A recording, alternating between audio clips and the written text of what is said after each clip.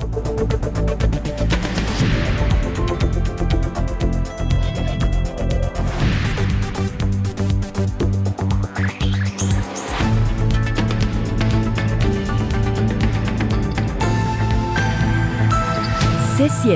Mediación.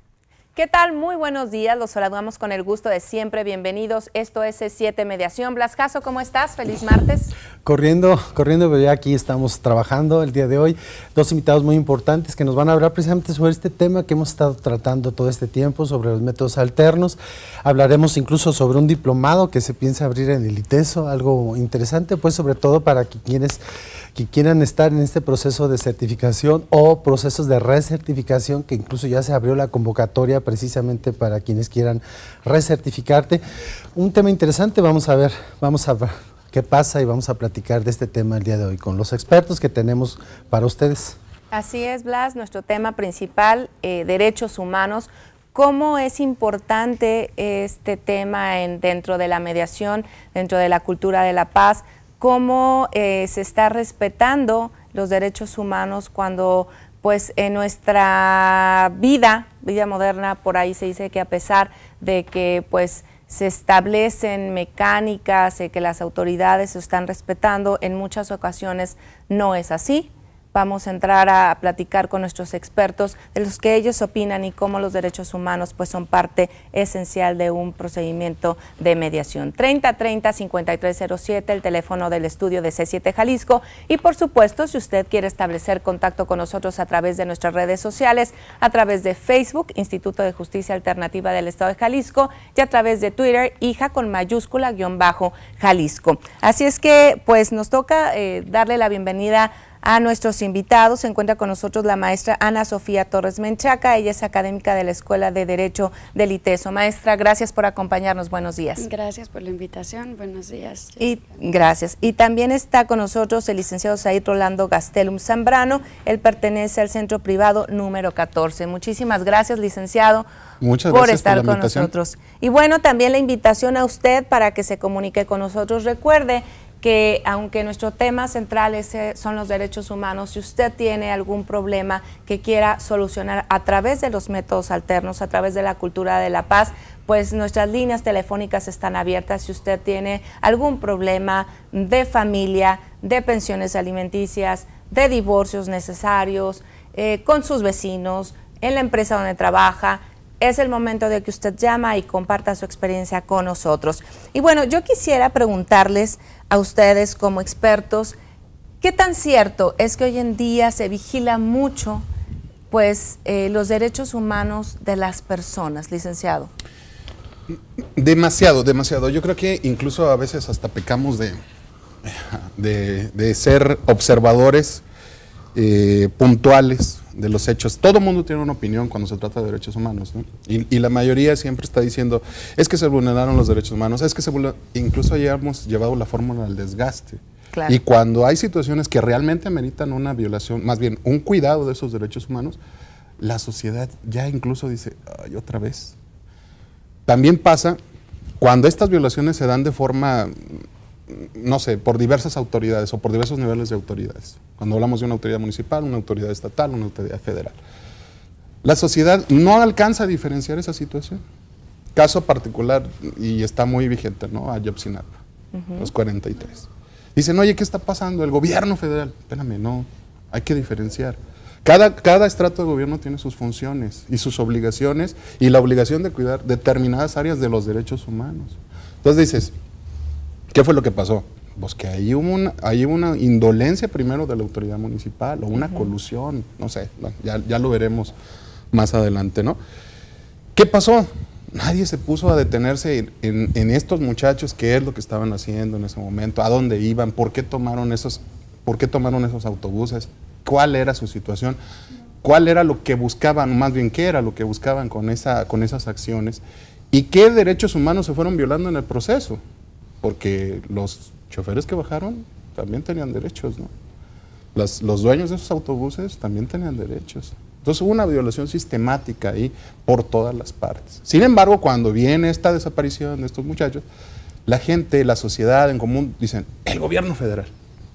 Espérame, El gobierno federal se enteró 14 días después y bueno, una serie de situaciones. Con esto te quiero decir que el tema ha sido tan trabajado, el tema ha sido tan llevado, que por un lado ha sido bueno. ¿Por qué? Porque se ha especializado.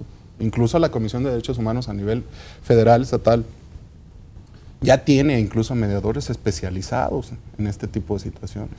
O sea, ya no es nada más el proceso de los derechos humanos o presento mi queja, no, ya incluso están metiendo la mediación dentro de los derechos humanos. Voy, presento una queja y la autoridad ya dice, ¿sabes qué? Ya tengo este grupo de gente especializada en la mediación. Si tu problema se puede mediar, porque ahí, digo, la maestra acá nos dirá luego, a mí se me hace muy grave, a lo mejor, o difícil más bien, que se pudiera mediar una violación grave a los derechos humanos. Digo, no sé, ya nos dirá, ¿no? Su opinión, maestra. Sí, pues coincido con la idea de que los derechos humanos se han vuelto un tema muy importante en los últimos años.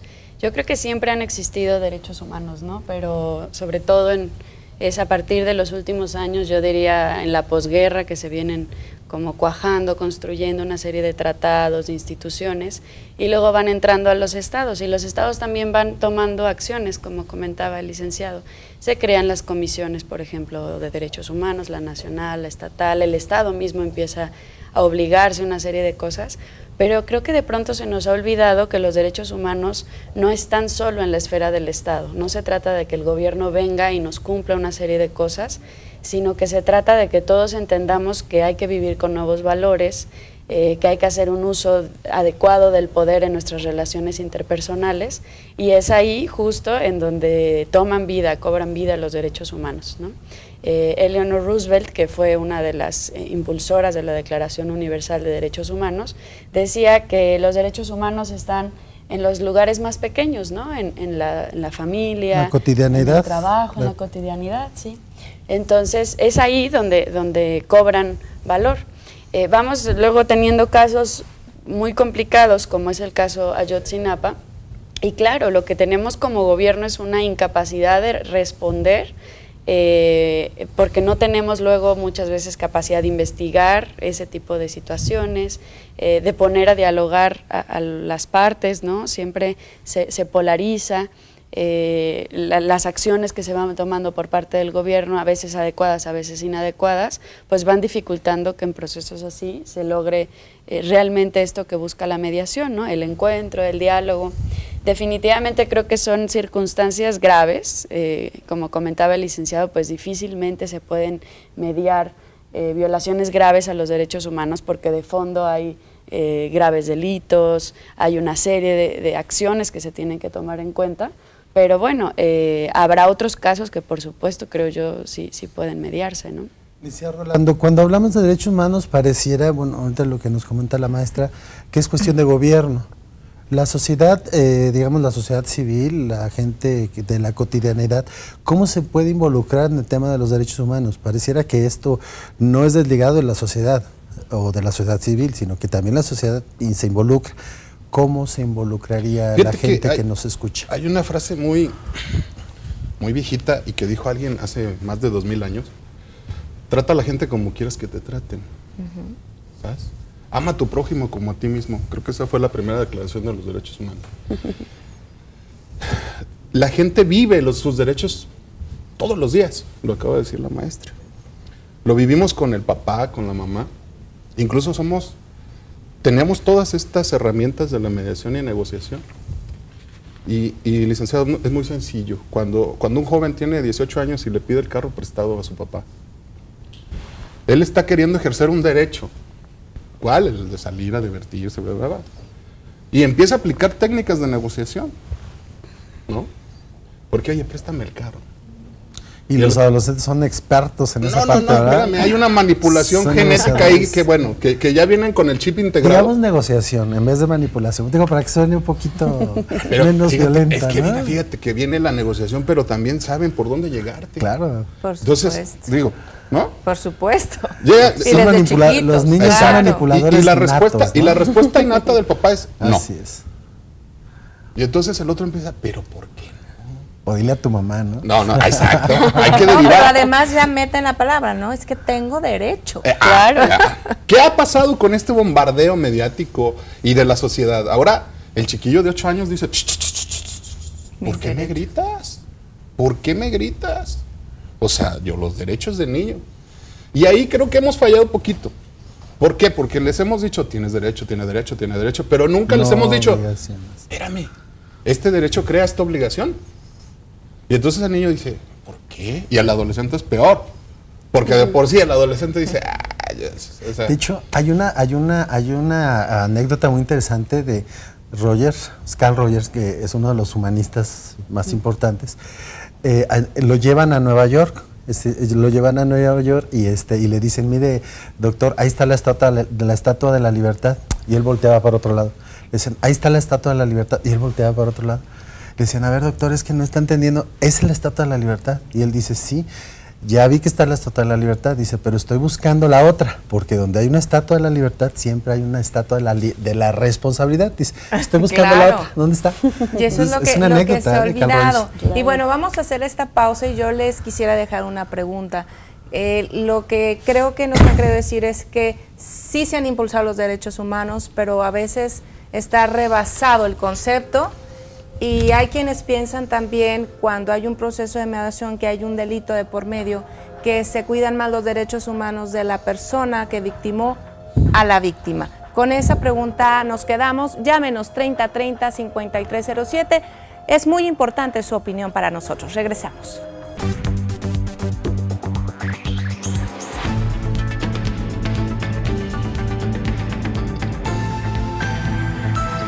C7, Mediación. Gracias por continuar con nosotros, 3030-5307, el teléfono para que llame, se comunique con nosotros y nos platique pues aquellas dudas que tiene si ahorita está pues siendo protagonista de algún tipo de problema. Recuerde que a través de la mediación se pueden solucionar sin demandas, sin gastos excesivos, sin gastos emocionales también. Así es que, bueno, como cada martes, antes de continuar con el tema, le hago una atenta invitación para que participe en este programa del gobierno estatal en el que participa Elija, Caravana de Mujeres Avanzando.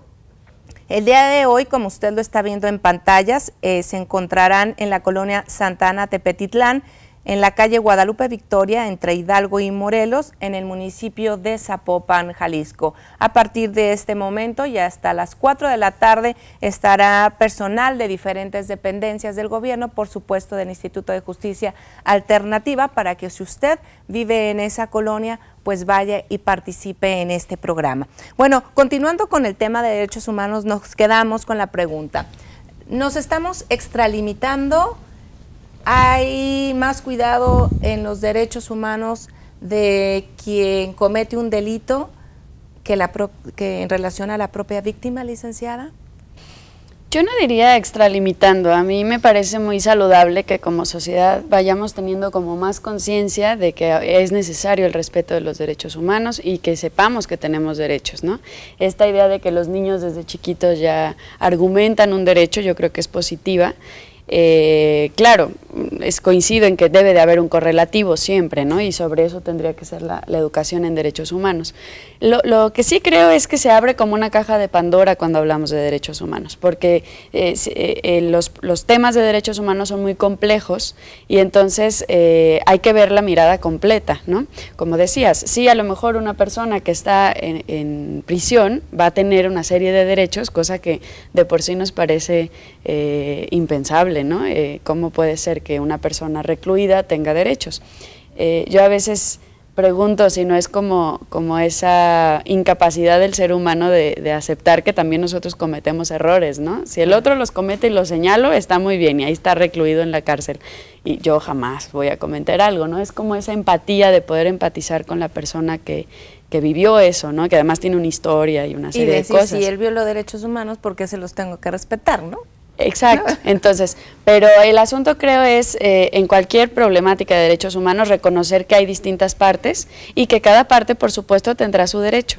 Muchas veces hay como choques de derechos, ¿no? Entre claro, la víctima, la persona que está cometiendo algún delito, etcétera, y entonces hay que ir como desmenuzando la realidad y ver hasta dónde llega el derecho de quién, ¿no? Incluso a veces en el Poder Judicial, en sentencias, etcétera, se deja de lado a toda una parte de la problemática, ¿no? Y nada más se resuelve como en función de una sola persona. Entonces, yo creo que es muy importante ver la mirada compleja y desde todos los lugares, sí, reconocer los derechos, pero ver qué más hay atrás de eso, ¿no? Hay obligaciones, hay responsabilidades, como decías tú antes de ir al corte, ¿no? Esa parte yo creo que es importante. Sobre todo, licenciado, no sé usted qué opine, la gente a veces hace cuestionamientos, maestra, muy serios, porque dicen, ¿cómo es posible que a ese delincuente se le quiera tratar como ser humano después de todo lo que hizo, el daño que hizo? Y bueno, aquí ¿cómo tendríamos que ver ese fenómeno? Porque yo es lo que veo que principalmente se le cuestiona a veces a los derechos humanos, ¿no? Una persona que incluso fue sanguinaria con otra persona, ¿cómo se le tiene que respetar ciertos derechos? ¿Qué se puede decir en este caso? ¿Cómo ver esa visión para tratar de comprender que esa persona, pese a lo que haya hecho, también tiene ciertas condiciones humanas que se deben de considerar? ¿Cómo le podremos decir a la gente que pueda ver esto con mucha claridad sin que en algún momento se vea que a esa persona que cometió un delito hay que casi lincharla, ¿no?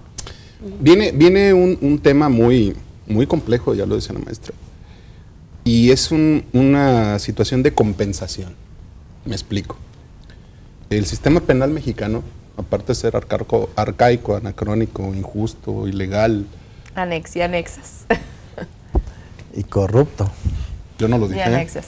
No lo dije. No, hay que decirlo. Pero claro, viene este esquema de compensación, ¿no? Cuando nos damos cuenta de que el 45% de los que están en la cárcel están porque no tienen dinero, porque no tienen estudios, pero no porque sean culpables. ¿Qué hacemos? Empezamos por presiones internacionales, empezamos a meternos más a la cuestión de los derechos y a revisar y a ser muy puntuales, y entonces queremos tapar el pozo. Ya se ahogó el niño, ¿no? Pues ya tenemos un montón de gente en la cárcel, sí, cuando menos con malos procesos, cuando menos, por decirlo menos. Maximizamos esta protección y entonces encontramos que se nos va una francesa por indebido proceso, ¿no? Y sabiendo que es culpable, ¿no? Ajá, se nos va un narcotraficante de los 80 diciendo, pues es que... Usted disculpe. Perdón. O sea, no fue nuestra intención y trataremos de no volver a molestar. Exacto, o sea, no lo vamos a volver a hacer, ¿verdad? Sí, a menos que sea necesario, porque maximizamos esta cuestión. Y entonces la percepción de la gente es esa. Oye, espérame, pero pues si lo agarraron, traía la cajuela llena de armas y traía no sé cuántos kilos ahí y mató y esto y lo señalaron como sicario y resulta que sale. O le reducieron la pena porque se portó bien en la cárcel el muchacho. Sí, ¿a qué le apuesta el sistema? Prefiero sacar a estos que seguir dejando a los inocentes adentro. Y entonces estamos en esa etapa donde primero les dimos con todo, ahora queremos tratarlos en bonito y entonces estamos en la mitad. Y la sociedad dice, o sea, este es un proceso, este sistema tiene que pulirse, ¿sí? Darle los derechos humanos a los humanos. Tratar de ver la visión del delincuente, el estudio del delincuente, ¿por qué cometiste el delito? O sea, eres sicario porque te gusta la banda y andas ahí empistolado. O a ver, no tuviste formación, no tuviste padre, no tuviste estudios, no tuviste oportunidades de trabajo, eres un nini. ¿Qué te ofreció la sociedad como para que la sociedad te pueda señalar y decir, eres un delincuente? ¿Pero realmente es parejo? ¿Realmente? No es parejo. Claro que no es parejo, claro que no es parejo. Acuérdate y ahí que es donde a lo mejor es el foco amarillo, ¿no? De decir, si realmente es importante una cultura de derechos humanos, que sea igual para todos, ¿no? Claro. Sí, pero ¿cómo determinas esa igualdad? O sea, cada caso es diferente. O sea, los instrumentos jurídicos no pueden ser equitativos, eso es lo que dice. Es que se buscaría que la ley, de Entonces, hecho, el espíritu de la ley El espíritu de la ley es que haya equidad, pero no siempre se logra. Acuérdate que una cosa es la legalidad y otra es la justicia. Pero ahí es lo interesante de los métodos alternos, imagino, ¿no? Es decir, no hay se maneja esa equidad, ¿no? Es decir, ya no hay ese nivel de corrupción porque, bueno, de alguna manera se disminuye. ¿No sería lo bondadoso esto de los métodos alternos y los derechos humanos, este sistema adversarial tan retrógrada? Yo te regresaría a la pregunta, ¿quién provoca la corrupción? Pues todas las partes que están involucradas, ¿no? El mediador tiene, fíjate lo difícil que es para el mediador tiene que estar preparado, porque hay también una frase muy bonita de una serie de televisión que dice, el paciente siempre miente. Yo te diría, el cliente siempre miente, porque cuando llegan a la primera a solicitar, ellos te cuentan una versión, la versión que tú quieres que escuches. Sí, este sistema permite que el filtro es quien lo recibe y tú no te contamines, pero al momento que están las partes ahí, ellos cuentan su versión de la historia. Tú tienes que estar capacitado para estar viendo quién te está mintiendo. ¿Me explico? Porque de entrada te van a mentir. Pero ¿sí es detectar la mentira o es detectar el acuerdo? No. Primero es detectar la mentira para saber cómo llegar al acuerdo. Ok. ¿Ok? Porque en el momento que te están mintiendo, ya sabes dónde está su punto débil. ¿Sí? Es que le presté 100,000 pesos. Ok. ¿Y cómo se los prestaste? Y yo soy una blanca palomita, ¿verdad? Es que yo él nunca, es el que... es que yo nunca le mandé a esa gente nunca que lo hice levantara. nada. Sí, típico, ¿no? A ver, nunca le dijiste, no, yo jamás le falté el respeto. Yo nunca le dije que su mamá... No. ¿Me explico? Sí, claro. Y entonces son situaciones que tú dices, nunca le dijiste nada. Y entonces ahí empiezan las emociones y es donde tienes que empezar a detectar emociones, palabras, tonos de voz, miradas, posturas, consecuencias. Detectaste dónde te están mintiendo y entonces obligas a que ese punto álgido, que es la mentira, porque el otro dice, ¿cómo no? Fuiste a mi casa y me amenazaste, me dijiste que a mi mamá... Y entonces ya detectaste ahí el punto de acuerdo. Que es el punto de acuerdo que me amenazó. Y decía el general MacArthur, ¿no? Tanto repite la mentira que llega un momento que la crees, ¿no? Entonces ahí llegas, también la repites y la repites. Así ¿no? llevó Hitler a Alemania a la guerra. ¿Cuál sería entonces, licenciada, esta diferencia en el trato de los derechos humanos en un procedimiento tradicional a uno como es la mediación? Pues es que yo creo que el sistema judicial que teníamos antes de que estos métodos se estuvieran incorporando a la sociedad era, como comentan, muy dictatorial, ¿no?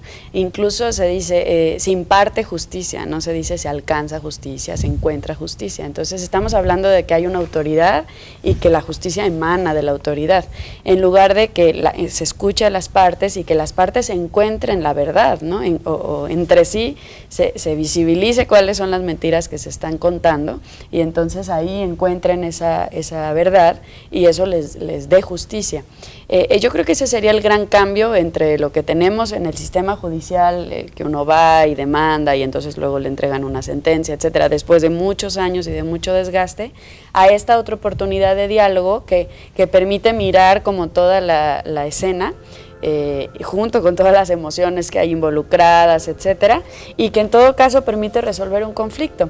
Pensemos, por ejemplo, en un caso de arrendamiento, a lo mejor el arrendador sí tiene el derecho de desalojar la casa y va a haber una sentencia que le dé esa respuesta a favor y ese derecho y lo va a sacar de la casa, pero eso no deja de ser violento para el arrendatario, ¿no? Así es. Con todo y que haya un derecho.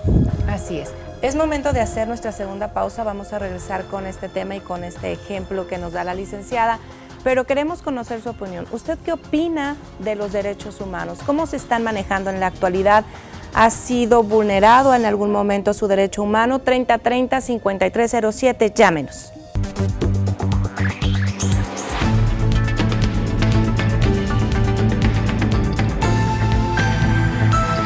C7, mediación.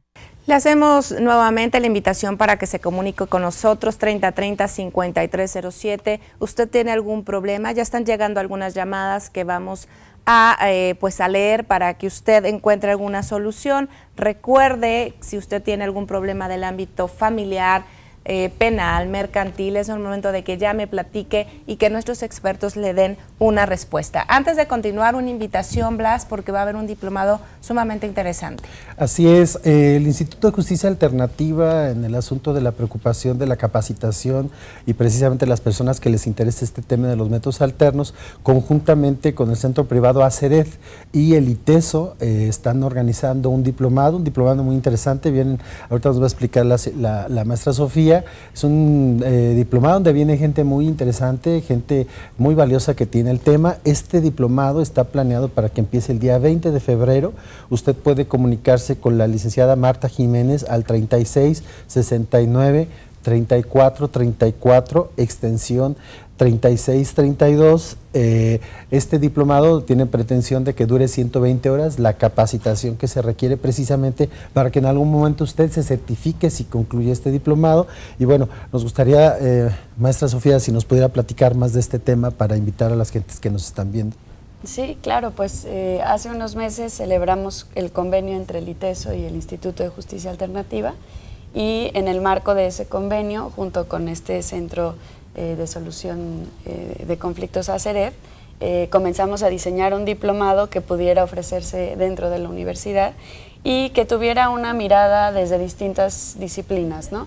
Está dividido en 3 etapas. La primera etapa es como más teórica y de fundamentos, y se aborda el tema desde la educación para la paz, desde la mirada de derechos humanos y, bueno, concretamente desde los métodos alternos. Luego hay un apartado de habilidades, de comunicación asertiva, comunicación emociones, negociación, y una última parte mucho más aterrizada en lo práctico, en donde en concreto ya se hacen talleres prácticos, cómo se diseña un convenio, cómo se elabora un proceso de mediación.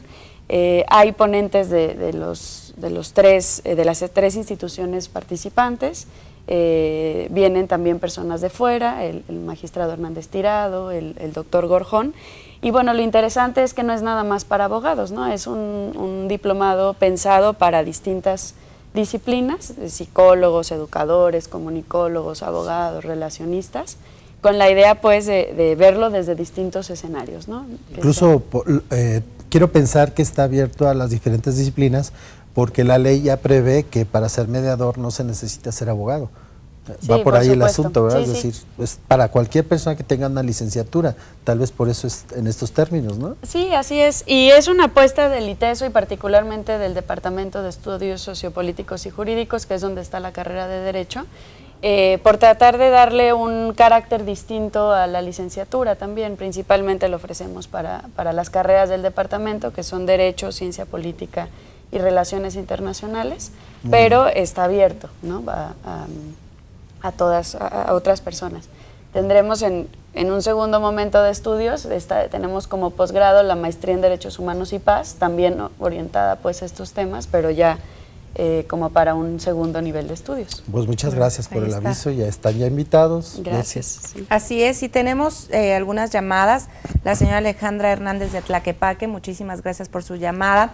Dice, felicidades por cómo están tomando el tema, porque estoy de acuerdo que para tener derechos también se deben de tener obligaciones. Muchas veces se protege más al delincuente, lo que habíamos platicado, ¿no? La percepción que tiene la sociedad respecto a esto. La señora Contreras de la colonia Jardines del Sur, muchas gracias por su llamada. Dice, mi hijo murió en el estado de Michoacán, me entregaron aquí en Guadalajara su cuerpo. En el expediente decía que murió por homicidio, no se le realizó autopsia, hubo muchas irregularidades en su expediente, la autoridad nunca me apoyó para esclarecer esto. ¿Qué puedo hacer?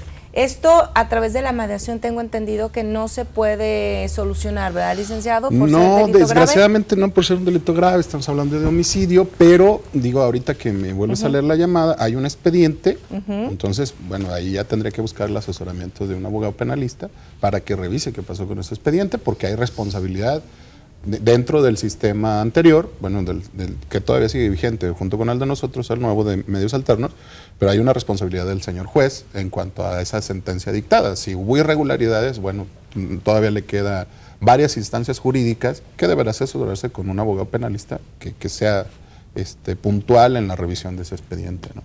Pues aquí le comentamos la señora María Elena Pérez de la colonia Seattle. Muchas gracias por llamarnos. Hace una llamada y bueno, hace una pregunta en la misma. Dice, mi vecina me ha robado una cantidad de dinero, lo hizo en base a engaños, me vendió unas pantallas, ahora no la localiza en su casa.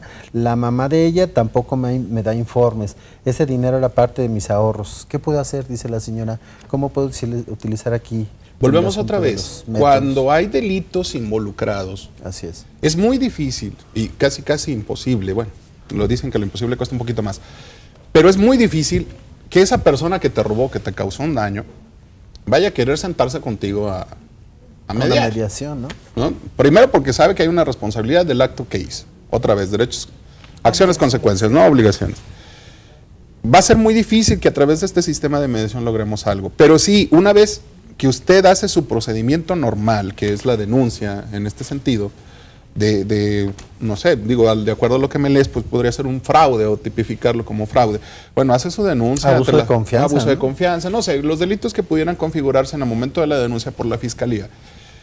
Ya dentro del proceso, igual y sí se puede acercar, porque lo que se estaría buscando aquí es un delito que se cometió en metálico. Entonces, quizás la devolución de ese metálico dentro del proceso ya hacer ese convenio, repárame el daño, esto quiere decir, regrésame mi lana y todos están amigos, ¿no? O nos arreglamos de otra forma, ¿no? Como dicen. Y ya, incluso resulta benéfico para la persona que le hizo el fraude, ¿no? Que la defraudó. Porque de irse a un ámbito penal donde pueda haber cárcel, pues se pueden arreglar platicando, ¿no? Claro, pero ¿qué tienes que generar? En este caso, acuérdate que el proceso de mediación necesita la voluntad de las partes. Cuando no tienes esta voluntad, porque la persona pues cometió el delito, ahí hacemos una pequeña trampita. ¿Por qué? Porque, bueno, si no tienes la voluntad, esta es tu consecuencia. Claro. Voy a seguir el proceso penal y vas a terminar en la cárcel, ¿no? Entonces, ven, como bien dices, Jessy, platicamos, oye, resuélvemelo así. No tengo dinero. Qué bonito es el método alterno que te permite ser flexible. Claro. Y entonces dices, bueno, no lo tienes ahorita, te voy a hacer una serie de pagos y vamos a iniciar con esto, me vas a dar tu coche, no sé. Incluso, maestra Sofía, aquí lo interesante de los métodos alternos, digamos, es que se puede generar hasta ese trueque, ¿no? Es decir, ¿qué puedo yo ofrecer para arreglar, llegar al acuerdo? Cuando el modelo tradicional era culpable y castigo y tenías que recuperarlo por bienes materiales o económicos. Aquí se puede hacer, o sea, de una manera más, digamos, más bondadosa, ¿no? ¿Puede haber el trueque? Sí, y además, bueno, lo interesante es que justo en el modelo anterior era muy difícil ejecutar las sentencias porque muchas veces eran imposibles de ejecutar, ¿no?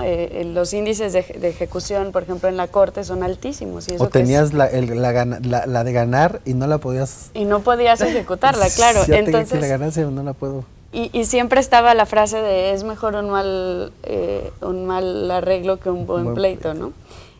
Porque era mucho más beneficioso, pues por lo menos tener resuelta esa parte.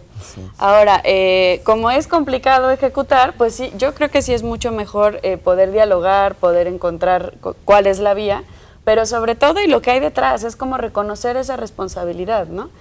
Sí, yo cometí una falta y yo también cometí un error de prestarte sin tener, si eran mis únicos ahorros, ¿no? Por ejemplo, o sea, como ambas partes. Y esa mirada de como a lo que hay detrás, pues es muy complicado hacerla en el viejo sistema, ¿no? O en el sistema tradicional de un juzgado. Entonces, es esta otra parte. Ahora, hace un rato decíamos que, hablando pues de las personas que están en situación de privación de la libertad, y yo creo que ningún extremo es adecuado, ¿no?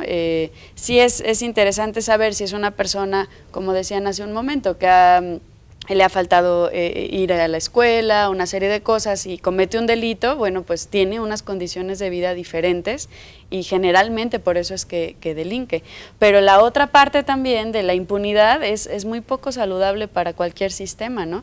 Y no es solo la impunidad en lo grande, o sea, sí es impunidad de decir, me robé esta casa, soy un político y no quiero aceptarlo, ¿no? Y entonces hasta salen y declaran y todo, pero sin que haya un proceso. Claro, ahí pues es evidente y es grande, grande, pero también en lo pequeño, ¿no?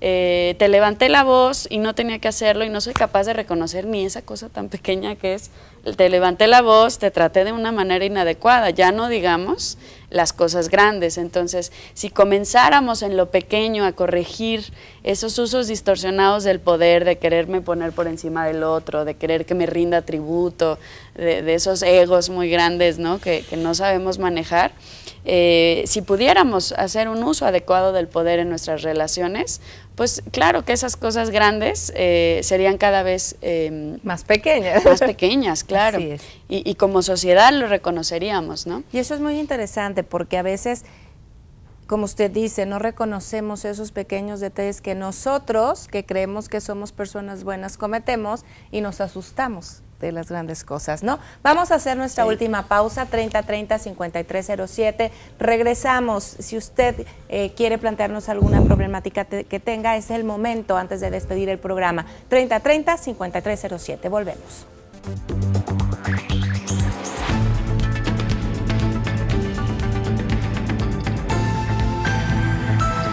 C7 Mediación. Muchísimas gracias por el favor de sus llamadas. Una persona que no nos deja su nombre, que vive en la colonia Centro, dice: quiero denunciar que en la Secretaría de Conciliación y Arbitraje existen muchas irregularidades. No están en apoyo al trabajador. Tengo todas las pruebas de irregularidad por las que estoy pasando. ¿Qué puedo hacer? ¿Con quién acudo? ¿Un problema de este tipo es mediable, licenciado? Sí, es mediable. Otra vez, si existe la voluntad de las partes. Normalmente en estos conflictos laborales se llegan a buenos acuerdos porque el abogado está acostumbrado a pelear. Entonces, cuando llega al medio alterno, cuando llega al centro privado, que es la experiencia, cuando llegan con nosotros y dicen, oye, pues, ¿y dónde está el juez? No, espérame, no, aquí no es juicio. Vamos a sentarnos y vamos a platicar. Ah, es platicado, sí, es platicado. Y, no, pues bueno, mira, el señor quiere esto, esto es lo que está pidiendo, legalmente le corresponde esto. ¿Hay algún problema? No, ninguno. Va. Normalmente así se soluciona. Cuando el abogado se da cuenta que no se va a pelear con nadie, todavía va y le dice a su patrón, fíjate, ya lo resolví. Ocupa un bono por rapidez. Sin juicio. No. Entonces va y lo presume como su logro. ¡Qué bueno! Perfecto. O sea, para nosotros mejor. Porque ese abogado, luego, cuando le vuelva a caer otro, pues va a ir con gusto. Ya no va a ir a pelear. Ya va a ir en otra dinámica. Ya voy a decir, vamos a resolverlo. Lo difícil es enseñarles a los abogados. La recomendación sería, acuda al hija, lleve toda esta prueba. Digo, no nos dicen ni quién es, pero lleve toda su documentación y se puede solucionar. Se va a hacer la invitación normal, como todos los procesos. Y bueno, si hay voluntad de la otra parte, pues en relación a que sea la denuncia ante la secretaría, créame que, se lo tengo que decir por desgracia, pues fórmese, ¿no? Porque la secretaría tiene no sé cuántas. Pero en ya. su caso muy específico puede... En su caso específico se puede resolver, okay, dependiendo de lo que él pretenda y cuál sea la posición de la empresa, ¿no? Ok, espérenos un momentito antes de finalizar el programa. Estaremos dando, por supuesto, como siempre, como cada martes, los datos del IGE y, por supuesto, de nuestros invitados que vienen representando, bueno, a una importante casa de estudios y, por supuesto, a un centro privado. Entonces, esto pues vuelve a reiterar, ¿no?, cómo los derechos humanos en un proceso de mediación son más respetados, autorrespetados incluso, ¿no? Porque somos nosotros quienes llegamos a los acuerdos. No hay nadie que nos diga qué hacer. Somos nosotros los que decimos, estoy en capacidad de cumplir con esto, licenciada. Y así, el licenciado también, pues estamos autoprotegiendo nuestros derechos. Es correcto, es correcto. No hay mejor protector de tus derechos humanos que uno mismo. Y lo bonito del proceso de mediación es que la gente ni cuenta se da cuando lo resuelve.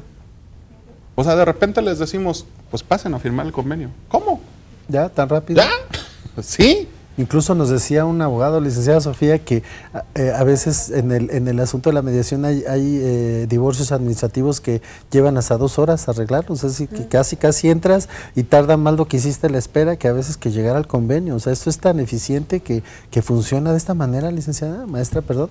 Sí, claro, pues lo que hay de fondo creo es que no sabemos hablar, ¿no? No sabemos comunicarnos y cuando hay emociones de por medio menos, ¿no? Porque están ahí como atrapándonos. Entonces, en un proceso de mediación donde se facilita el diálogo, donde se facilita la comunicación, pues luego se dan cuenta que eran cosas muy simples, muy sencillas, que solo había que poner ahí los puntos sobre las IEs y salen con el acuerdo ya hecho, ¿no?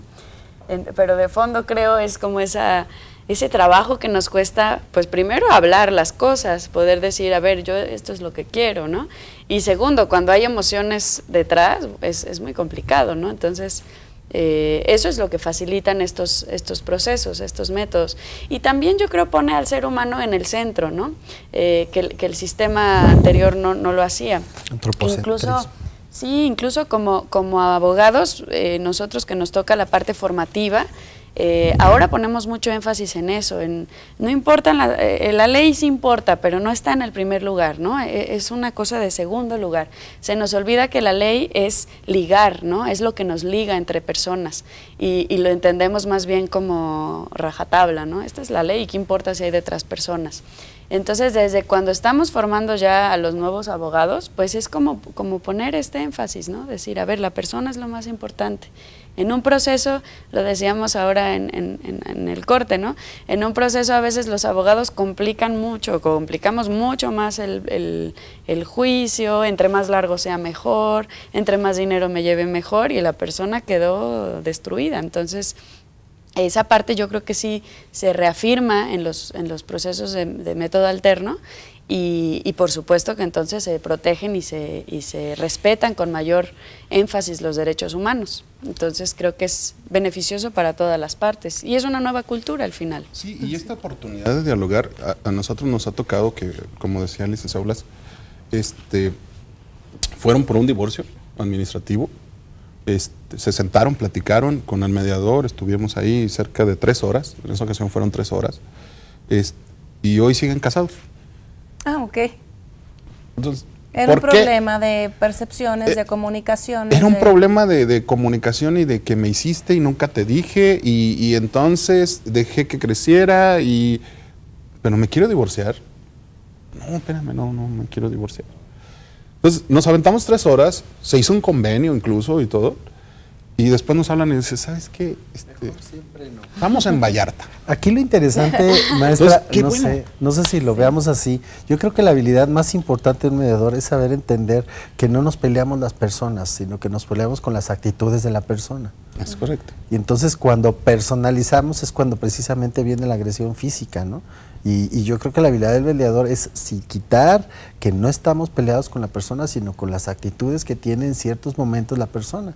Y esas actitudes van generando la escalada agresiva, ¿no? La confusión de si es un problema de percepción, de interpretación, va llevando a una escalada agresiva, ¿no? Y obviamente puede generar otro tipo de problemas. Sí, y además creo que se nos olvida que las personas somos como un espejo, ¿no? Entonces mucho de lo que veo en el otro, pues la verdad me estoy... Te checa, dicen. Claro, y me estoy viendo a mí mismo, pero esta sociedad como tan acelerada, pues cada vez nos aleja más de nosotros mismos y es muy incómodo a veces verse a uno mismo. Entonces, cuando uno está en una relación, sobre todo cercana, esa parte es complicada porque hay que estarse haciendo cargo, ¿no? Y por ejemplo en estos procesos es muy fácil y ahora ya lo ve uno en la tele todo el tiempo, pues me divorcio, ¿no? Pero nunca se miden cuáles son las consecuencias, hablando de lo que decíamos al inicio, de derecho, responsabilidad o correlativo. Y entonces no se visualiza, a ver, si yo efectivamente tomara esta decisión, ¿cuál sería mi escenario, no? Y ante un proceso de mediación, pues después de ese diálogo, las partes como que dicen, pues nos llevaría a esta parte, no, pues no queremos estar allá, ¿no? Cómo poder arreglarlo, platicarlo, conversarlo desde otro lugar y eso lo resuelve muchas veces. Nunca me imaginé que esto era lo que te pasaba o te molestaba. Pensé que tú creías y como yo creí que tú pensabas, los dos pensamos. Yo supuse, ¿verdad? Y supuse. De hecho, Jorge Bucay por eso decía mucho, nunca nos debimos de dejar de la palabra, pero ahora también hay que decirlo, se puede dar el caso donde digas tú, decido realmente por convicción separarme, ¿no? Sí, no, cuando la pareja ya llegue con esa convicción es muy difícil que en un proceso del que me hables, hagas que cambien. Y luego aparte nosotros los hombres no tenemos ese chip de las niñas donde externamos las emociones. Entonces nos cuesta muchísimo más trabajo, el triple de trabajo, decir, es que mi amor, no me gusta cuando te metes a la cama con tu crema de guacamole, así, con los pepinos el aguacate con los pepinos aquí, o sea, No, y todavía quieres que sea cariñoso, pues no, o sea. Tiene que ver con funciones cerebrales, así que podemos estar relajados. Y eso es lo que la mujer hay que hacerle entender, es que él no piensa como es que no va a entender. Es que porque, o sea, los hombres necesitamos, y es muy patético para nosotros, pero las mujeres dicen, oye, amor, ¿me arreglas el boiler? Y tú estás viendo la tele. Entonces, sí. ¿Por qué? Porque tú dices, bueno, ya sé que quiere que arregle el boiler, ¿no? Pero la mujer quiere que le arregles el boiler ahorita. Pero no es capaz de decirte. Curiosamente ahí empiezan los grandes problemas que se convierten en agresiva. Pero si ustedes fueran tan lindas de decir, arréglame el boiler ahorita. O sea, uno como hombre entiende acciones básicas, o sea.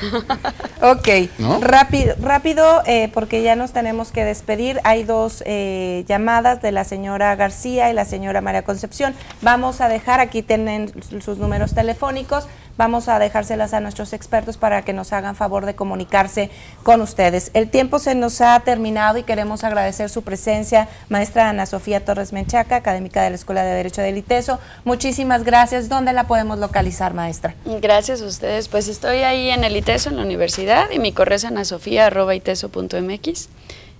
Cualquier cosa, estoy ahí a sus órdenes. Muchísimas gracias por habernos acompañado. Asimismo, al licenciado Zahir Rolando Gastelum Zambrano, del Centro Privado número 14, muy interesante todos sus conceptos. ¿Dónde lo podemos localizar? ¿Dónde está su centro? Estamos en Cencao, Centro de Mediación y Arbitraje de Occidente. Estamos ahí en Monte Galera 284, por ahí por el estadio. Y el teléfono es 3638-0535. Ahí estamos con mucho gusto para todos ustedes. Muchísimas gracias y por supuesto, muchísimas gracias a usted por el favor de su atención. Y bueno, pues le recordamos esta invitación que está haciendo el gobierno de Jalisco en coordinación con el Instituto de Justicia Alternativa en el programa Caravana Mujeres Avanzando, que el día de hoy se encuentra en el municipio de Zapopan, donde usted se puede acercar. Están específicamente en la colonia Santana Tepetitlán, en la calle Guadalupe Victoria, entre Hidalgo y Morelos. Desde este momento ya hasta las 4 de la tarde. Blas, nos vamos hasta el próximo martes. Pues muchas gracias. Recuerde que siempre es mejor un buen acuerdo que un mal pleito. Así es. Muchísimas gracias por su atención. Feliz cumpleaños. Feliz cumpleaños a Blas Jasso. Y bueno, hasta el próximo martes, 9 de la mañana, C7 Mediación, y la invitación, como cada martes, para que la pase muy, muy bien.